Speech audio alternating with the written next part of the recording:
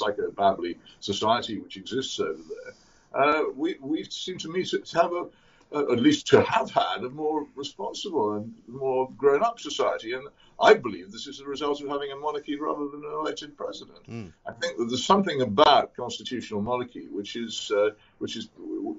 creates very civilized societies in which it's unusual to find mass hysteria or torture chambers or anything of that kind. There's nothing so great about republics. And the danger of all this is that it will destroy the whole idea of monarchy, and we'll end up with the republic. Anyway, republics aren't so great. There have been a lot of really terrible republics.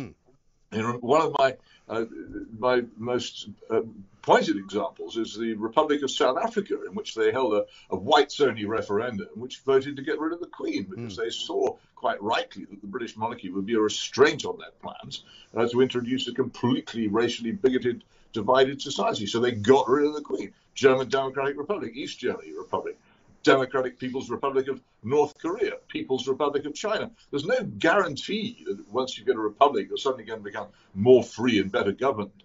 In fact, I think if you look at a list of the longest lasting free law-governed countries in the world, at the top of the list, almost all of them are constitutional monarchies. One of the best systems of government you could possibly have. I don't mind the royal family themselves. I mean, I'd be quite happy to have a monarchy without a royal family at all. You could just have some kind of guy in an office pretending to be the monarch. But the actual sort of like the Wizard of Oz kind of idea. Yeah, but the actual system of constitutional monarchy is very, very good, and we shouldn't get rid of it. Why spit on the eye? No, interesting as well, because you made that point about the US president, that basically in times of war or times of trouble, Americans are much less likely to criticize the president because of the way that he is revered and the office is revered. And they often say, even when Donald Trump was president, we respect the office of the president, even if we don't respect the man.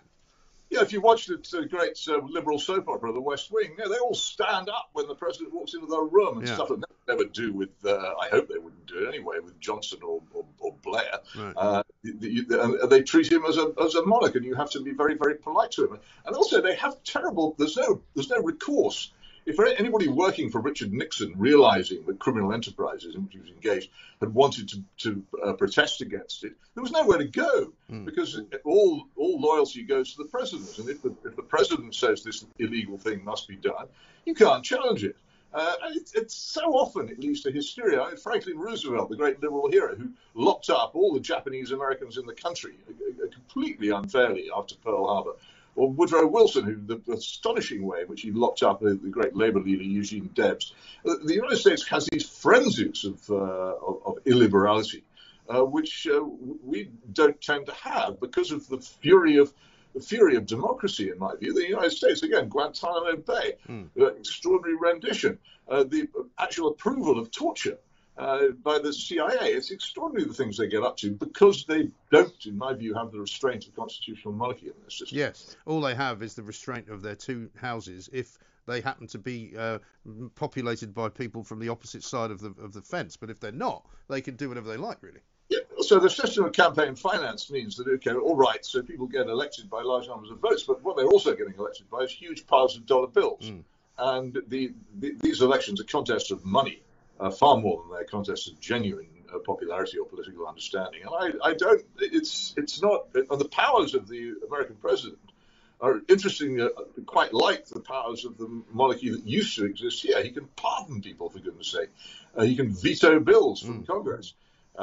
He's extraordinarily personally powerful, and he's sort of accompanied by a band playing "Hail to the Chief" when he goes to ceremony. I don't think politicians should have that. No. Or 21 gun salutes, or gigantic Boeing 747s to fly around the world in. It makes them. It gives them a sense of undeserved grandeur, and it makes them behave in crazy ways, as we saw, to get back to that subject, as we saw in Iraq earlier on this century. A shocking and stupid disaster, which we shall be paying for many years to come. Indeed. Peter, good to talk to you. Thank you very much indeed, as ever. Peter Hitchens there from the Mail on Sunday, with a whole variety of very interesting views on a whole variety of subjects, which we will explore throughout the course of this week, of course, and throughout the course of the rest of the year, I'm sure.